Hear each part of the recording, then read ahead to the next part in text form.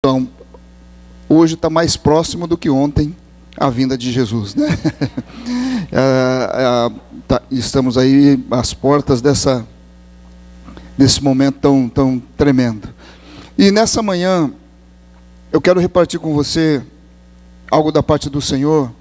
Esse mês, você está vendo no estudo das células, nós estamos vendo alguma coisa sobre a questão de adoração, de louvor, de adoração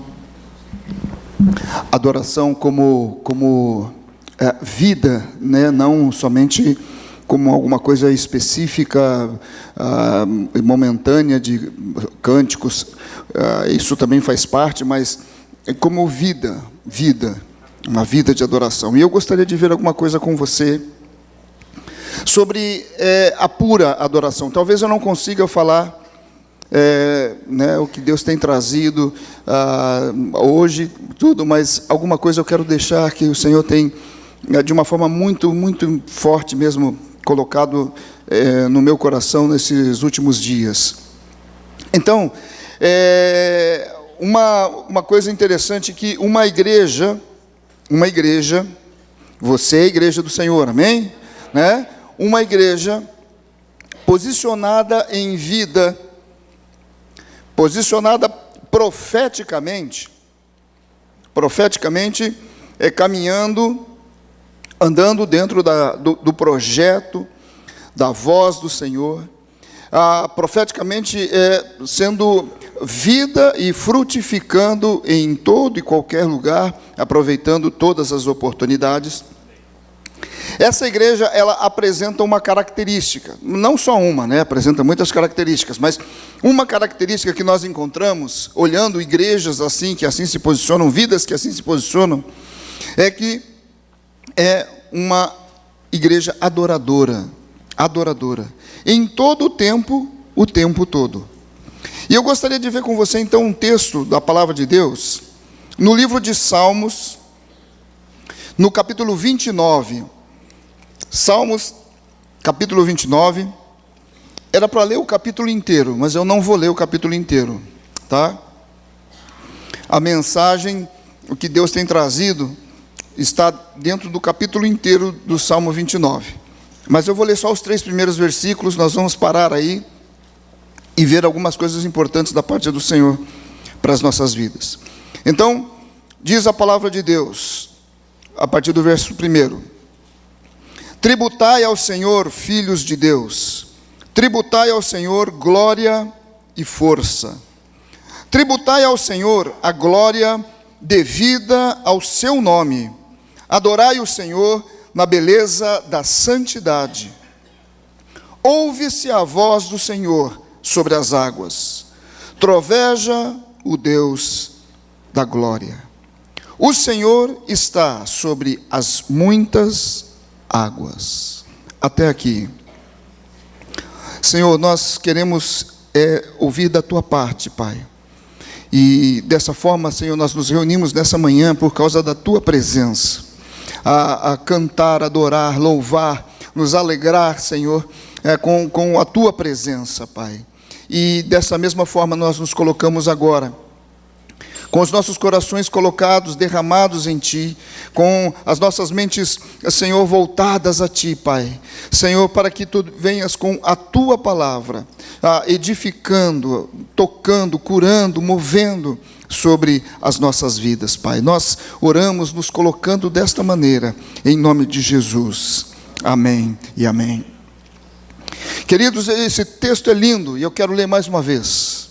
Ele diz assim: tributai ao Senhor. Você não imagina numa corte real, aqueles soldados todos com os trajes de gala, os uniformes de gala, e eles em posições estratégicas com trombetas. E aí vem aquele dirigente mor e ele diz assim: tributai ao Senhor, filhos de Deus, tributai ao Senhor glória e força. E aí todo aquele povo, porque você não imagina uma cena de filme assim, né? Eu imagino assim, porque o nosso Deus, Ele, né, a Ele é devido a essa aclamação, a Ele é devido. E o versículo 2 diz: tributai ao Senhor a glória devida ao seu nome. Aí o povo vai ao delírio, começam a jogar os chapéus, e casaco, e o filho, e mas não sei o que, joga, né, aclamando ao Senhor. Tributai ao Senhor a glória devida ao seu nome, adorai o Senhor na beleza da santidade.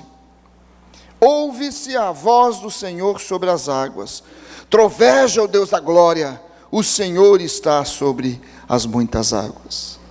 Esse é um texto, querido, depois você pode ler na sua casa, o capítulo todo, mas é um salmo de Davi, e esta palavra, ela traz acerca exatamente desse lugar de adoração, e algumas coisas interessantes nós precisamos ver nesses 3 versículos. A primeira coisa interessante que eu quero ver com você, muito forte, é exatamente essa palavra tributar. Tributar. A palavra tributar, ela significa impor tributo ou imposto. Então a palavra tributar, ela tem um significado de taxar, cobrar. Mas também a palavra tributar tem um outro significado que diz prestar ou dedicar algo a alguém. Ou seja, fazer uma homenagem. Isso também é tributar. Isso também é tributar. E no relacionamento da humanidade, nós, filhos do Senhor, igreja do Senhor Jesus, com o nosso Deus, e não somente isso, mas também toda a humanidade com Deus, essa palavra tributar, ela expressa uma ideia de dever. Dever.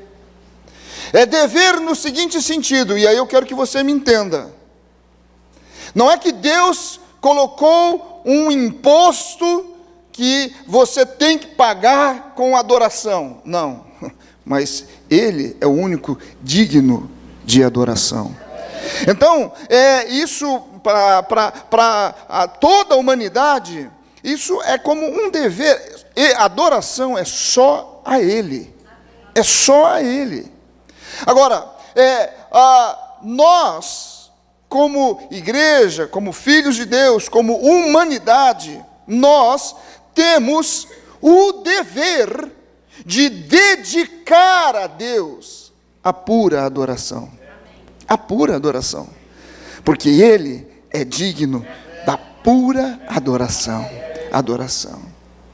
Então, tributar é uma palavra muito forte. Muito forte.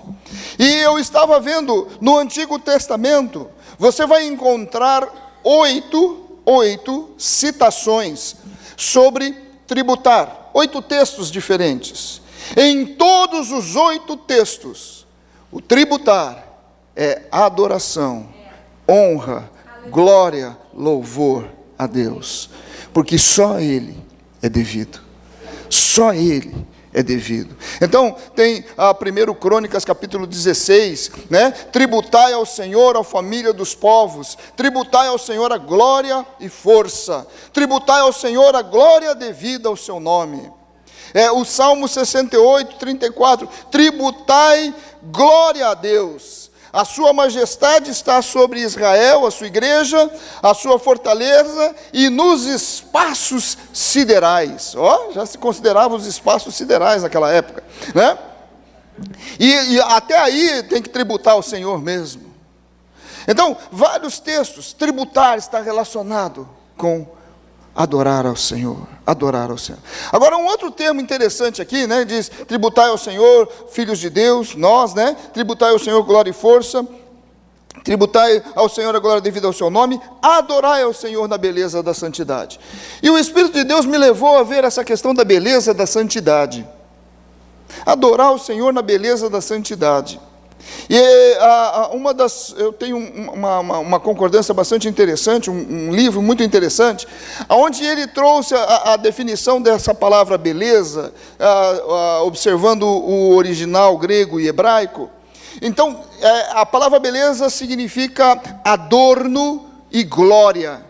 É uma palavra que procede de um verbo do hebraico, que significa honrar, honrar. E essa palavra beleza, no Velho Testamento, você vai encontrar 5 vezes. Em 4, está falando sobre adorar ao Senhor. A beleza, a honra é ao Senhor, né? Eu não vou citar os textos, mas depois, se você quiser, eu te passo todos eles, né? 1 Crônicas, 2 Crônicas, Salmos, e vai, falando sobre a beleza da santidade, a majestade santa. E a palavra santidade, também estudando essa palavra, o seu significado é algo santo, que é sagrado. E esta palavra, ela é designada para a questão da divindade do Senhor. Ele é santo. Ele é santo, né? Então, alguns textos da palavra de Deus, aonde fala acerca da santidade de Deus, né? Salmo 89, 35, o próprio Deus, o próprio Senhor, ele estava falando com o seu servo, e ele diz assim, ele estava falando a Davi acerca do reino messiânico que viria, e Deus diz assim: uma vez jurei por minha santidade, e serei eu falso a Davi? Um outro texto também, que fala também em Salmos, mas tem outros, né? Amós, Êxodo, tem vários outros textos que falam sobre acerca da santidade de Deus, mas esse de Salmos, ele diz assim, o Salmo 77, o teu caminho, ó Deus, é de santidade. O salmista dizendo, o teu caminho, ó Deus, é de santidade, que Deus é tão grande como o nosso Deus. Aleluia. Caminho de santidade, santidade. Santidade, sabe, quando a gente começa a falar sobre santidade, eu gosto sempre de imaginar alguma coisa, né? Eu imagino aquelas propagandas de um determinado, agora não tem mais, mas na minha época de criança tinha, era um sabão em pó, né? E falava sobre a brancura que o sabão em pó deixava na roupa. Aí pegava um lençol enorme, e ele todo branquinho, botavam a criançada em cima do lençol que sujava tudo, depois passava, era isso. Eu não me lembro do nome, mas é esse aí, então, conhece bem, né? É o tal do rinço. Aí a criançada subia, sujava todo o lençol, né? E aí o lençol passava pela máquina lá, pela lavagem, e depois ele saía esvoaçando branco, né? Isso para mim representa santidade, né? É uma figura que eu associo com santidade. É algo branco que a gente tem que tomar cuidado para manusear, para tocar, porque senão vai sujar, vai sujar. E o caminho do Senhor é de santidade. O caminho, o Senhor, santidade, fala do Senhor. O Senhor é santo, aquele branco esvoaçante, sabe? Que se qualquer situação pode sujar, pode estragar. Agora, nós vimos que Deus é santo, o caminho dele é de santidade. Nós estamos vendo sobre adorar na beleza da santidade, né? Então, por aí você já pode ver que a questão de adoração envolve santidade. Porque como é que nós vamos adorar a um Deus que é santo, se a gente não tiver também nesse caminho de santificação? Não é verdade? Né? Então, vimos que o Senhor é santo, e que Ele espera de Israel, ou seja, da sua igreja, que ela seja santa. Então, Deus, desde o começo, nós não vamos ver aqui a Bíblia toda, depois você pode fazer o GV Interns, que você vai ter tudo isso lá, e você vai ter aulas do Velho Testamento, sou eu que dou, então você vai encontrar eu falando sobre isso lá. Mas você vai ver a primeira referência da palavra de Deus acerca de santidade, falando com relação a Deus, a santidade, é no livro de Levíticos. Em Levíticos, no capítulo 11, então você vai encontrar ali, o versículo 45 diz assim: eu sou o Senhor que vos faço subir da terra do Egito, ou seja, Ele nos libertou da escravidão do pecado, para que eu seja o vosso Deus. Portanto, vós sereis santos, porque eu sou santo. Deus falando acerca da santidade dele, e Deus falando acerca do que Ele espera da igreja. Depois você vai encontrar novamente em Levíticos uma nova citação nesse sentido.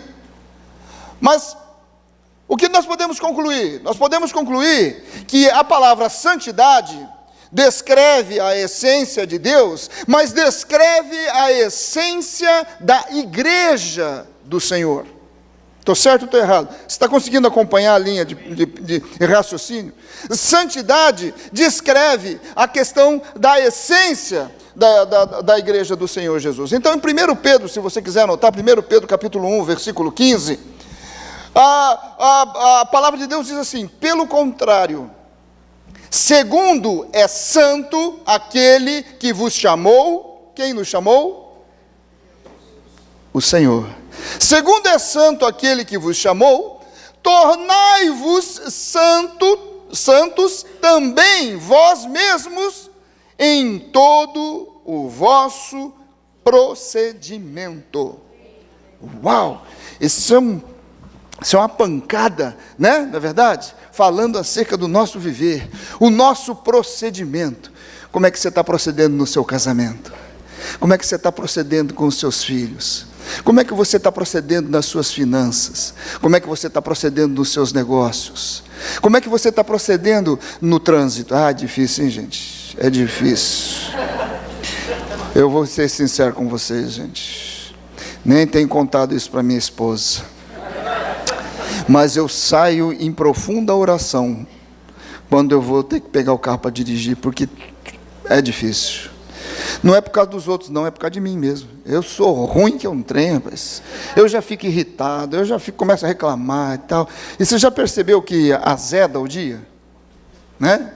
É uma coisa impressionante. Não é os outros, não, sou eu mesmo. Sou eu mesmo. Em todo o seu procedimento, como é que você está procedendo? Como? Em todo é ser santo. Não é ser santo somente no culto de domingo, mas é ser santo em todo o tempo. É ser santo no relacionamento com os irmãos. Ah, pastor, aí o senhor está pegando muito sério, né? Mas é verdade, querido.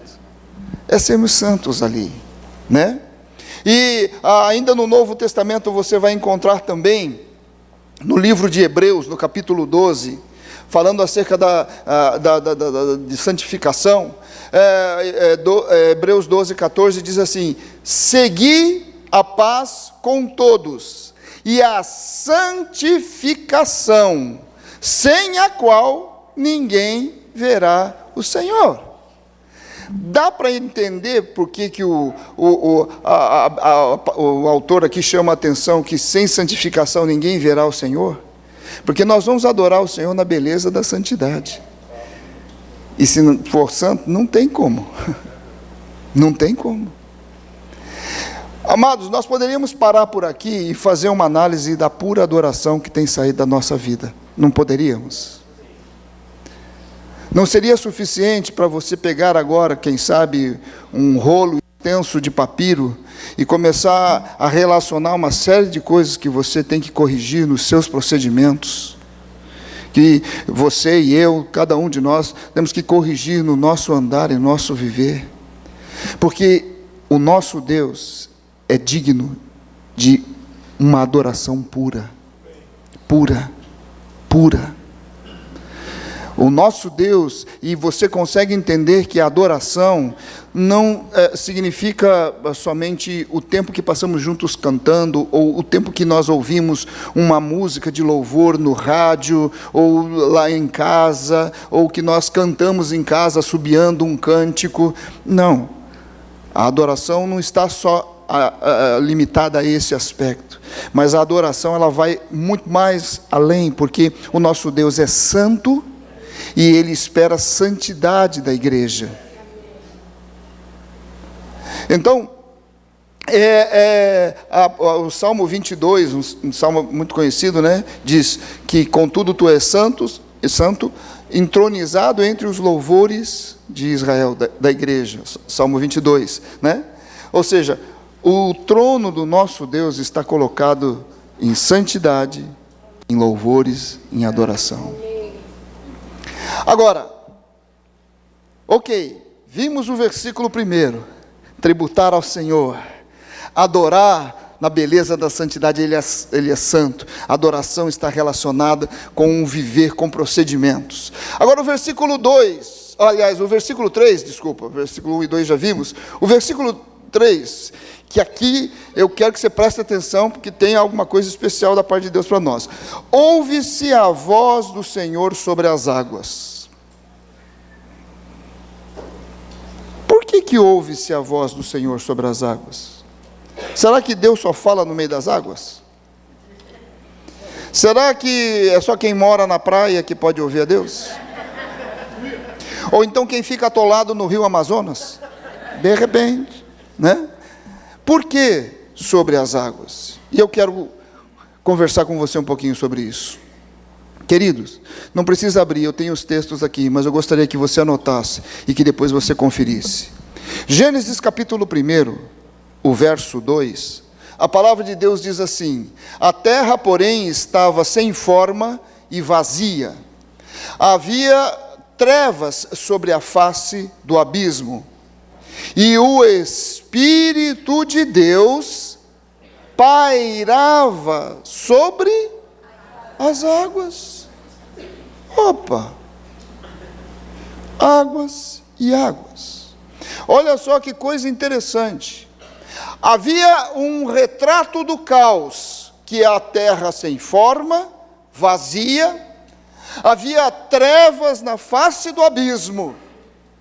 E o Espírito de Deus pairava sobre as águas.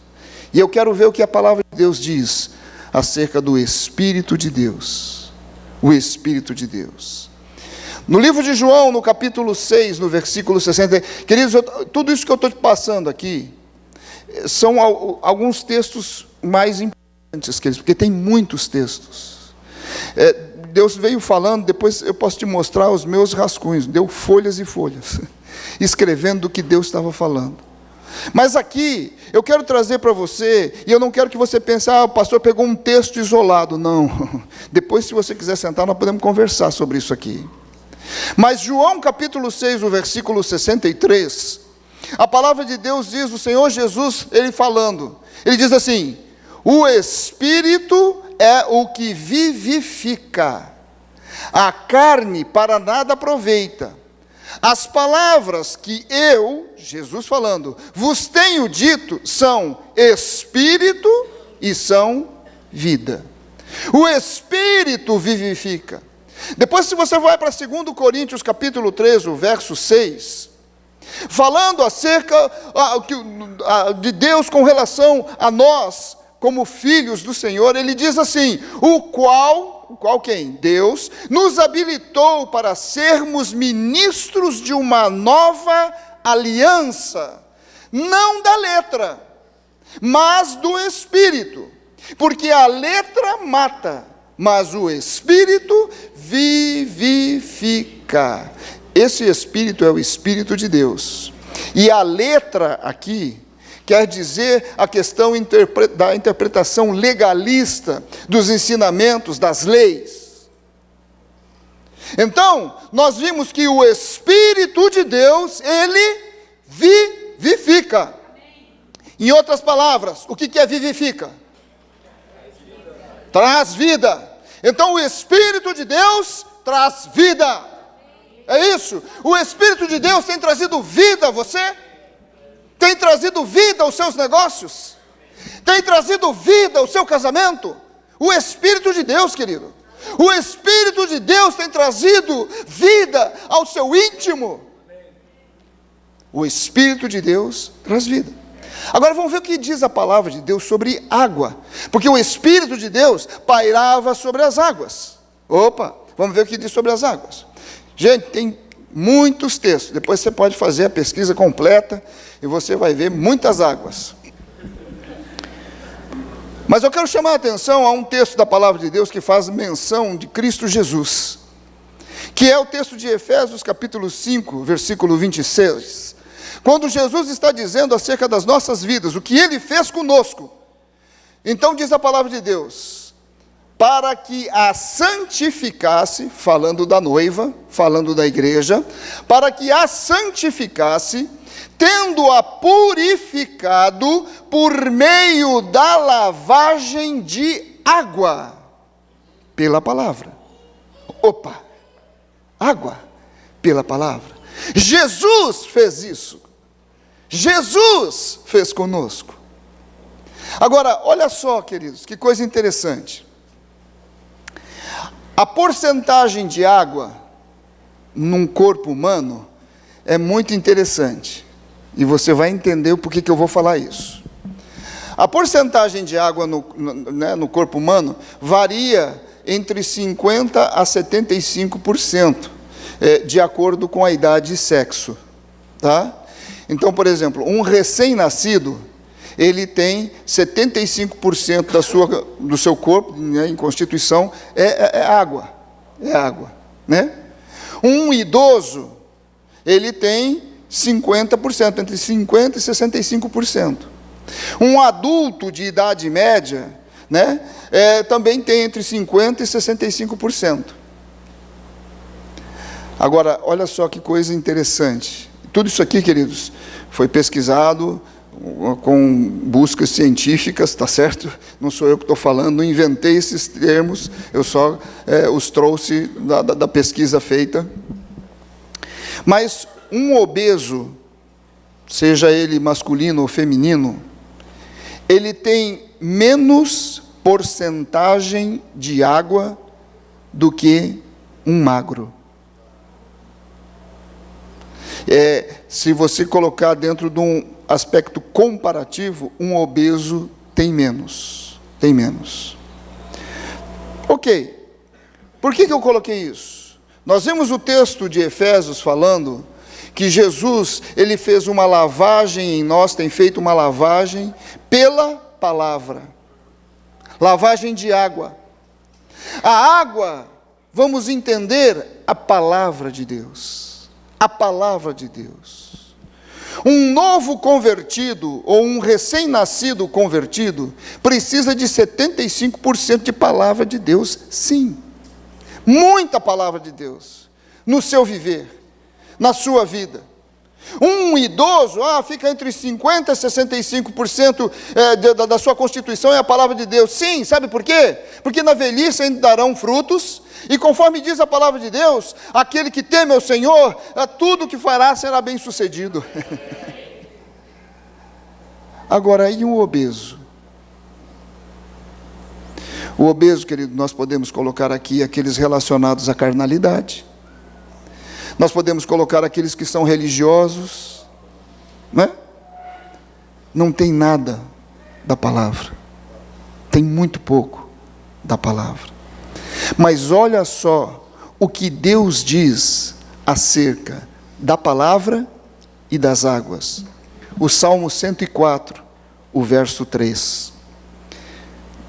O salmista dizendo a Deus: pões nas águas o vigamento da tua morada, tomas as nuvens por teu carro e voa nas asas do vento. Ô, pastor, que palavreado difícil esse.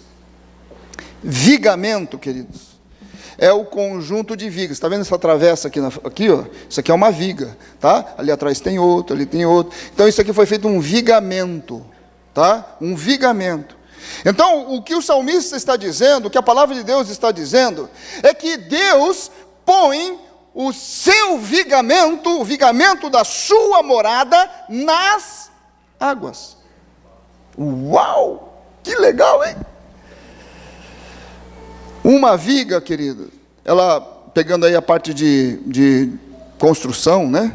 E aí os engenheiros, os construtores vão entender melhor do que eu, mas ela é uma peça que ela é feita para a sustentação e o reforço, a distribuição entre as colunas. Você está vendo uma coluna aqui, outra coluna aqui? Então, ela ajuda na sustentação e na distribuição de esforço entre as colunas. A viga fala de um relacionamento horizontal. Sabe o que um relacionamento horizontal na palavra de Deus representa? O corpo de Cristo, a célula, o andar no corpo. Tem uma sustentação, a distribuição de peso. Agora, isso tem que ser feito na palavra. Por quê? Porque Deus, Ele coloca o vigamento da morada dEle. Quem é a morada do Altíssimo? Nós. Deus coloca o vigamento da morada dEle na palavra. E o que a palavra diz? Sede santo, honrai ao teu próximo. E vamos aí, tem mandamentos recíprocos assim, de monte. Agora, Mateus capítulo 3, o verso 11, a palavra de Deus traz, João, quando Jesus se aproximava para ser batizado, João diz assim: eu vos batizo com água para arrependimento, mas aquele que vem depois de mim é mais poderoso do que eu, cujas sandálias não sou digno de levar. Ele vos batizará com o Espírito Santo e com fogo. Nós vemos mais uma vez aqui a palavra água. A palavra água relacionada à palavra de Deus, ela gera o quê? Arrependimento. João Batista dizendo: eu vos batizo com água para o arrependimento. Quantos de vocês aqui, se você não teve isso ainda, querido, você entra no seu quarto hoje, não vai nem ver Fantástico. Você vai se trancar no seu quarto e você vai buscar a palavra de Deus. Quantos de nós temos tido dia a dia um confrontar com a palavra de Deus, lendo a palavra de Deus, e ela te provocando arrependimento de posições, de situações, de palavras, de relacionamentos, enfim. A palavra de Deus em nós, ela produz arrependimento. Sabe quando você vê uma pessoa dura e resistente, é porque é uma pessoa que não tem a palavra de Deus, não tem arrependimento, não tem mudança. Então, João estava dizendo assim: olha, a palavra de Deus, ela vem, nos batiza para o arrependimento, Agora, o final desse texto ele diz assim: aquele que vem depois de mim, né, que eu não sou digno de desatar as sandálias, ele vos batizará com o Espírito Santo e com fogo. Quem era que vinha depois dele? Jesus. Jesus é Filho de Deus, estou certo ou errado? Jesus é o verbo vivo, a palavra de Deus, estou certo ou errado? E Jesus traz o Espírito Santo, a trindade completa sobre as nossas vidas. Pastor, espera um pouquinho, só está bagunçando a minha cabeça, porque a palavra começou com adoração. Nós já estamos vendo aqui sobre Cristo Jesus, a trindade. Mas, querido, espera aí. Nós precisamos adorar o Senhor com muito entendimento, porque nós precisamos ter um posicionamento puro diante do Senhor, santo, e oferecer a Ele uma adoração pura. Uma adoração pura. Então nós vimos que a palavra de Deus, ela primeiro purifica, como vimos no texto de Efésios, ela traz sustentação, porque Deus coloca o vigamento da sua morada nas águas, e a palavra de Deus, ela traz o arrependimento, tá certo? Ok, agora, parou aqui, vamos voltar lá para Gênesis, Capítulo 1, verso 2, está lembrado? Que havia o caos, terra sem forma, vazia, e o Espírito de Deus pairava sobre as águas. Opa! O Espírito de Deus dá vida, certo? Vivifica, já esqueceu, hein? O Espírito de Deus vivifica. E a palavra é a palavra de Deus. que purifica, que sustenta, que traz arrependimento, é a palavra de Deus. Agora, você viu quando o Espírito de Deus pairava sobre a face das águas, o que acontece? Acontece que o caos vai embora. Porque logo na sequência, no versículo 3, as coisas começaram a ser criadas, a ser montadas, a ser levantadas. O caos acabou, porque o Espírito de Deus, sobre a palavra do Senhor, traz vida, acaba com o caos. Teu casamento está no caos? Então eu quero perguntar para você, o Espírito de Deus está sobre a palavra de Deus na sua vida? No seu casamento? O seu relacionar-se, o seu criar filhos está num caos? O Espírito de Deus tem habitado sobre a face das águas, na sua vida, no criar filhos, nos seus negócios, nos seus relacionamentos com pessoas que não conhecem a Jesus?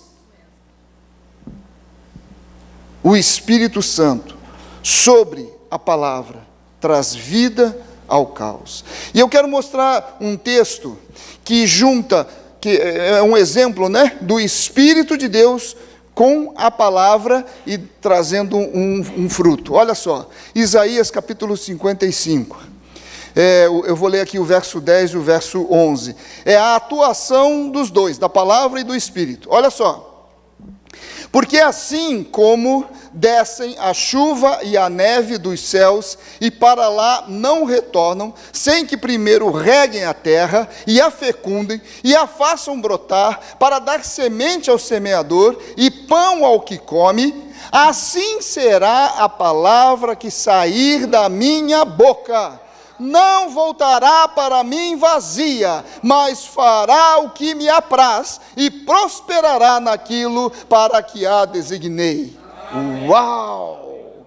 Aqui está a ação dos dois, a palavra, e ela não volta vazia, tem a ação de vida do Espírito Santo. A garantia do Espírito Santo estar disponível para nós, em cima da palavra de Deus.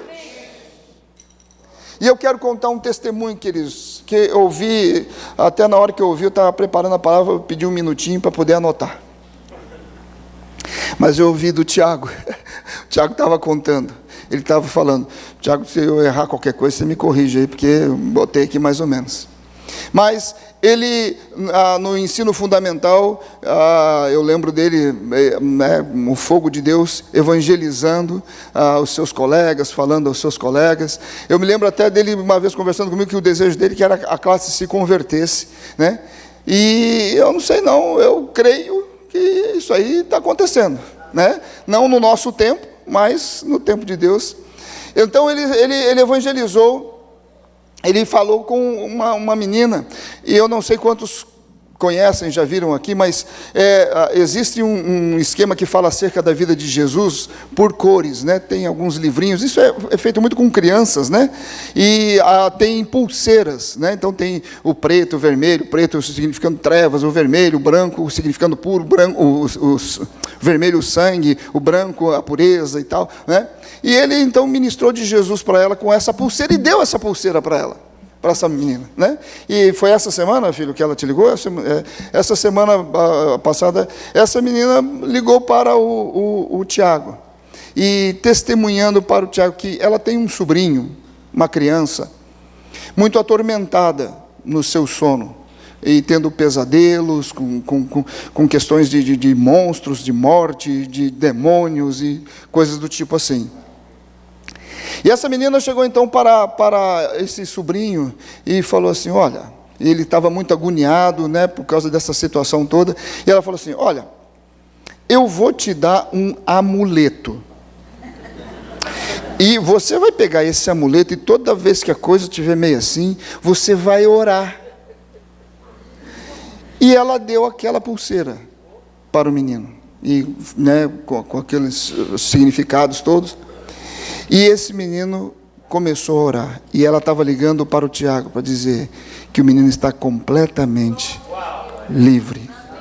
tem tido sono tranquilo, que estava bem, aquela menina estava assim, né? Já tem sido cercada. Mas, queridos, exatamente. Uma pessoa que não conhece a Jesus não tem problema, pode falar amuleto, não tem problema nenhum não. Mas o que me chamou a atenção é que foi uma semente lançada lá atrás. Mas Jesus falou, o Senhor falou, a palavra de Deus diz que a palavra que sair da boca dele não vai voltar vazia. E o Espírito Santo de Deus, ele entrou em ação para trazer vida, lá atrás. E agora a gente está pegando aqui. Gente, sabe isso que está acontecendo na sua vida hoje, aqui? Lá atrás, com certeza teve alguém que orou, que jogou uma semente, que plantou uma palavra, que intercedeu pela sua vida, lá atrás, lá atrás. E o Espírito de Deus trouxe vida, trouxe vida. Amado, tem tanta gente na cidade de Florianópolis, que não tem uma palavra lançada, para que o Espírito de Deus possa vir e pousar sobre e trazer vida. E nós temos tantos acessos, muitos acessos. Isso que vai estar acontecendo agora nesse segundo semestre em Palhoça, queridos. Nós tivemos uma reunião com a supervisão ali de Palhoça na segunda-feira passada, acho que foi passada, foi, né, Goiás? Passada, né? E eu estava falando com os irmãos ali, queridos, isso é um projeto de Deus, mas vocês estão plantados nessa terra. Então, em primeiro lugar, é vocês que têm que produzir. É vocês que vamos lá correr atrás. Todos nós estamos juntos, a igreja está orando, mas vocês estão aqui, os contatos, a influência. Olha, eu estou numa expectativa, queridos, porque Deus está fazendo, Deus já está fazendo.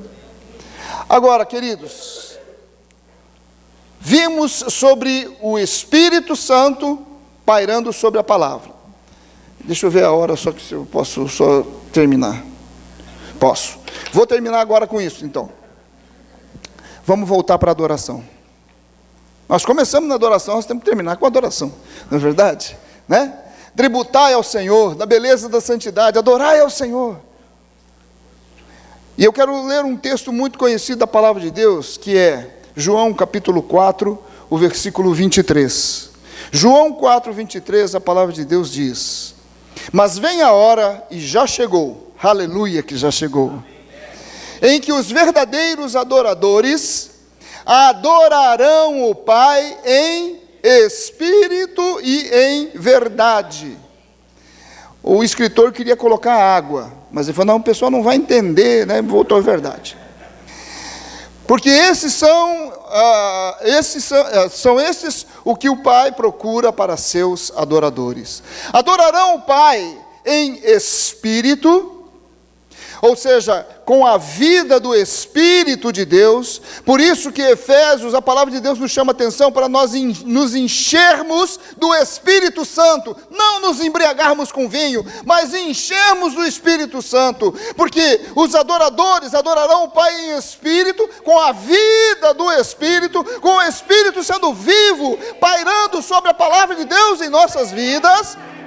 E em verdade, a verdade, Jesus é a verdade, é a palavra, é o verbo vivo, em verdade. E a palavra de Deus diz que sem santificação nós não veremos a Deus. Agora, o Espírito de Deus sobre a palavra de Deus, o que acontece? Traz vida, o caos acaba, o caos acaba. O caos acaba, sabe, o caos acaba dentro da nossa mente. A nossa mente, ela tem tantos pensamentos, ela tenta entender, muitas vezes, a situação de vida que nós passamos, tenta entender qual a melhor solução, a melhor alternativa. A gente procura entender tantas coisas, sabe, gente, isso é muito perigoso. Porque isso pode nos levar à loucura. Porque a palavra de Deus diz que aquele que é sem o Espírito de Deus, as coisas de Deus para ele são loucas. São loucas. Nós precisamos do Espírito de Deus. sobre a palavra de Deus que está em nós. Está vendo? Está dando para entender por que você tem que decorar a palavra de Deus? Por que nós temos que ler a palavra de Deus incansavelmente todos os dias, o dia todo? Porque o Espírito de Deus sobre a palavra vai trazer vida, mas se não tiver palavra, não tem como, não tem. Sabe, amados, a adoração pura ao Senhor, ela é poderosa. E eu quero terminar com isso, dizendo que é tolice ignorar o que o inimigo faz. É tolice ignorar. Porque a adoração é bomba no campo do inimigo. É bomba. Sabe por quê? O inimigo odeia a adoração pura. Porque a adoração pura destrói as forças do inferno. A adoração pura acaba com toda a obra do inferno. Não é menos nós dizermos e vermos e testemunharmos de quantas pessoas sendo libertas, curadas, transformadas, salvas, restauradas por causa da palavra do Senhor, o Espírito sobre uma vida de adoração, trazendo vida, sendo liberto. O inimigo, queridos, eu quero dizer para você que nesses dias ele está completamente apavorado por causa da adoração pura que está subindo da sua igreja. Ele está desesperado.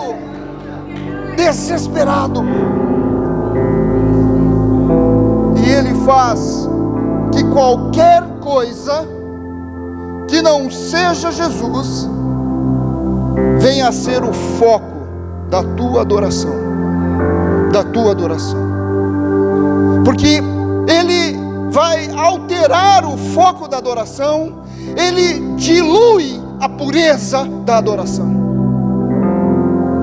E isso é muito importante entender, queridos, porque isso é tática do inimigo, é tática do inferno. Ele quer diluir a adoração, tornando-a em algo popular, algo comum, algo vulgar, trivial, mecânico, interesseiro. Hoje nós temos visto no meio da igreja muitas pessoas adorando a adoração. Adorando a adoração. Adorando aquele momento sensitivo. Fechando os olhos. Eu senti até um vento aqui agora.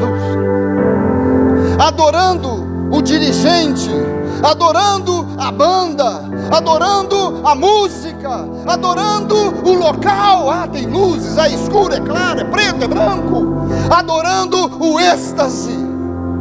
Isso é diluir a adoração. E eu quero dizer, meu amado, você está se roubando quando você deixa o foco da adoração ser outro. Isso é uma distração para você não entrar na glória manifesta de Deus para a sua vida. Amado, a gente podia cair de joelhos agora, num tempo de constrangimento e quebrantamento. É a palavra de Deus confrontando nosso coração de arrependimento.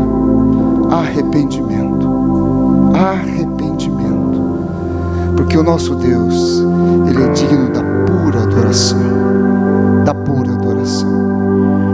Gostaria que você ficasse em pé, que você pudesse fechar os teus olhos.